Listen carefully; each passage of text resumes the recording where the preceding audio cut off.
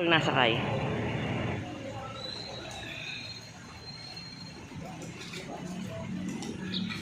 Nilista mo na ba yung pasyente?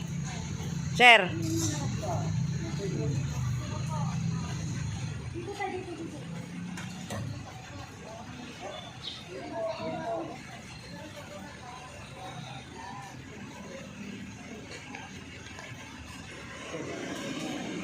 Anong pangalan mo?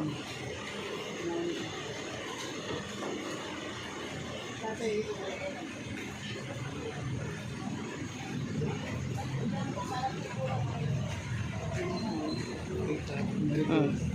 Oo, kagabi pa sinabi sa akin yan. Ano yan? Bigas. Ano? Bigas. Rosa? Ewan ko sa kanya.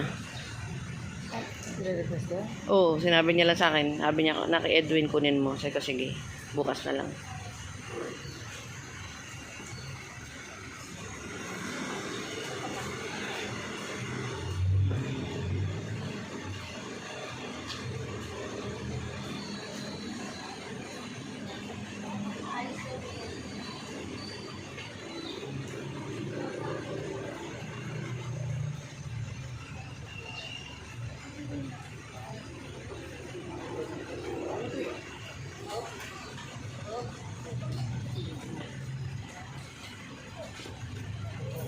Hindi mo kaya, nene, na nakalagay yung ano mo?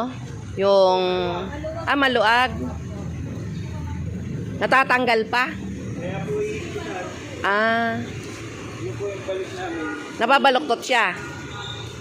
Lalo lang mahirap. Oo nga. Ito po yung maliit niya. Yung pang-mystery.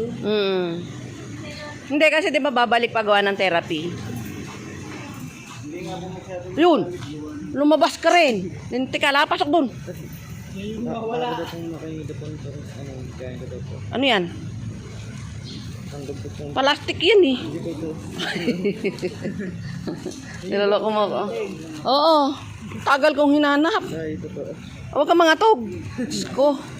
Diyos ko. O, sige, lakad dun. Lakat naman po lang namin sa bayaran sa Kabaong. Kailan namatay? Nakarandam po. Dito yan.